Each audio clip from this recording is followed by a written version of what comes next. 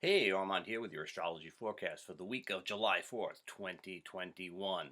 Here's a quick summary of it, but don't just watch the first 30 seconds.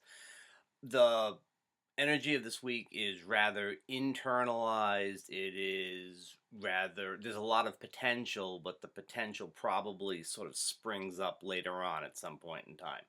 So, this is a good week to kind of step back, lazy, hazy, crazy days of summer type of thing would be really good. It's not that anything bad is happening or anything like that. We're coming into the new moon on the 9th, and that is probably an indication that things are kind of winding down. It usually is an indication that things are kind of winding down, despite some sort of sparkly energies that happen now and again during the course of the week. So, what happens this week? Well, we start out with Mercury square Neptune on Tuesday, and that color is Sunday, Monday, and Tuesday, very much so.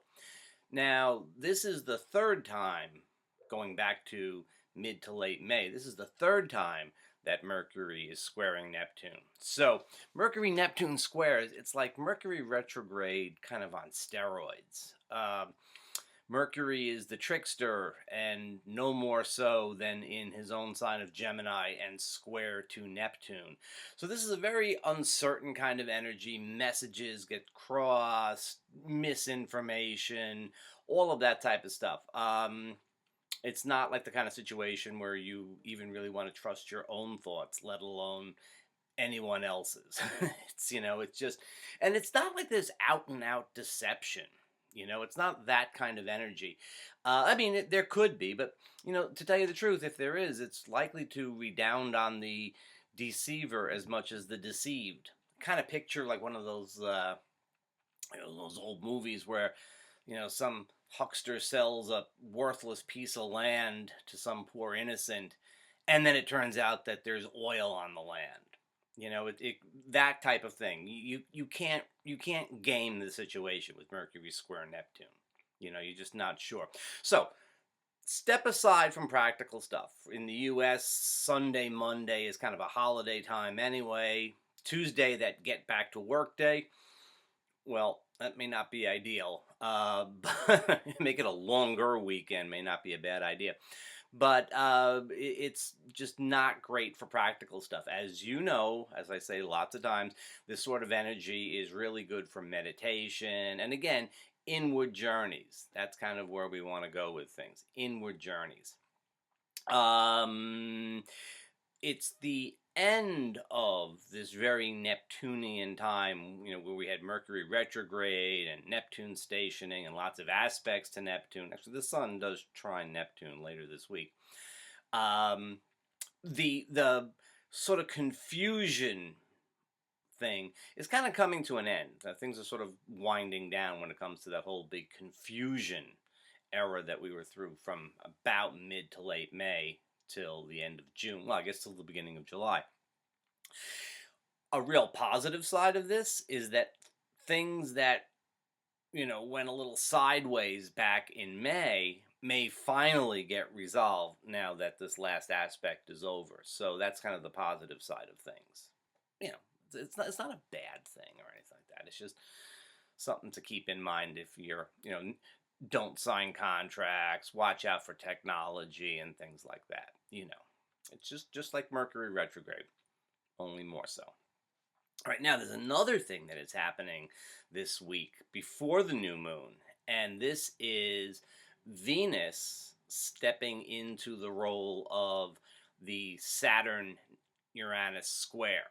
Right now, last week it was Mars' turn, right, coming into that July 1st, 2nd, 3rd, it was Mars that was in the midst of that square. Now, Mars has moved on, and Venus steps in. It's a whole different kind of energy. Certainly less volatile, and even less volatile because we're coming into the new moon on the 9th. But the feel of this one is first, Venus opposes Saturn. Now, Venus in Leo likes to go and have a good time, likes to do its own thing. Saturn in Aquarius, a little bit more, do the right thing kind of energy. So I mean, it could be like, I mean, and again, we feel this is Sunday, Monday, Tuesday, where this is really strong. And I mean, the feel of it could be one. I mean, it could be like you just want to stay out and party some more, but you got to go back to work on Tuesday. Or, Venus and Leo might be a little bit more romantically inclined, want to do something, let's do our own thing, but then the Saturn and Aquarius is like the social obligations type of thing. It constrains Venus and Leo a little bit to be opposite Saturn. But then, of course, the next thing that happens on the 9th is that Venus will square Uranus. And again, just as Saturn constrains, Uranus expands or explodes the energy there, and so the feeling of that is breaking out of routines when it comes to socializing, and even like in your relationships and stuff like that. Like, let's do something a little bit different. Let's change things up a little bit. That's a good strategy. As I say, try something or someone new. you know, don't fall into the same patterns. You're going to want to change things up. And, Uranus is in Venus's sign of Taurus, so they're really working well together. This is a little, again, the constraint that you feel at midweek as you get closer to the weekend, it liberates. Now, it's also the day of the new moon. The new moon is on the 9th. That's Friday, right? Yeah, it's Friday. And so it's going to be kind of a little bit of a quiet time. It's a new moon in Cancer. We'll get to that in a second, but it's kind of a little more of a quiet time. Where it might pop is Saturday night, Sunday, and even beyond into Monday. But I think Saturday night, Sunday, just to be practical, where you'll get where the moon in Leo will reignite this aspect. So it's a little bit calm when it actually happens on Friday, but Saturday, Sunday, it gets lit up again.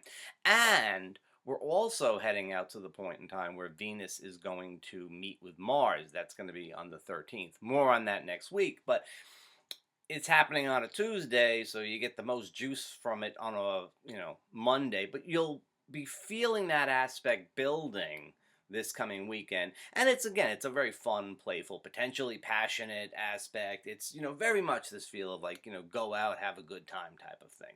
That's where things are trending with this. So the this coming week, not really very not really very much an expansive type of thing, but we are seeding the energies that as we get to the weekend and then into next week are going to be much more overtly manifesting. And that is because that will be the waxing moon rather than the waning moon or the new moon. So this new moon on the 9th is in the sign of Cancer. And as it is every year, this is a time to look at things like home, family, but your comfort zone. Whatever your comfort zone is, wherever your comfort zone is, and it's a time for it's a little time for reflection on that. It's a good project for the week. It's just sort of reflecting on your comfort zone. Where do you feel safe and secure? Where do you like to be? Where do you like to be? That's important to you. Now, coming out of the new moon, I would say sometime around Saturday morning, about 12 hours after the new moon, it might be time to really go and sort of set your intentions and, light a candle, that whole type of thing where you say, this is what I'm looking to do in this area of life. And then not too long after that, or even along with that, some little, not big, some little symbolic action, right? So if you wanted to, let's say you want to buy a house, then go look through Zillow or something like that. Go read, just check out some real estate. No serious thing or anything like that. It just has to be some little step. As the moon waxes further, and I would say probably Sunday. It's after you can see the moon in the evening sky, so it'll probably be Sunday or Monday. Anyway,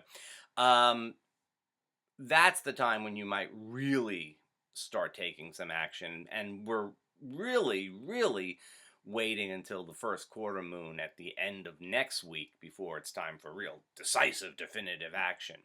So this week we're kind of sorting stuff out. Not at the beginning of the week, actually. We're just sort of riding on the waves at the beginning of the week. That's a good Mercury Neptune thing, right? It's like surfing. Neptune's the waves, and Mercury's kind of a little bit like a surfer or a jet ski or something like that. So it's just sort of riding things out at the beginning of the week. We have some time to sort of see what really is of value to us as we come into the new moon, and that Venus Saturn aspect and the Venus Uranus aspect even are really telling us, like, where's your joy? Where do you want to be? What do you want to do? You get the new moon next weekend, next Saturday. I mean, the Friday of the new moon might be a little bit tired, but Saturday, it's not. The moon isn't tremendously waxing, but it's waxing. It's in Leo, so Saturday, Sunday, it should be a pretty fun weekend, and you might get some of that Venus Uranus stuff externalized, and if not, then soon.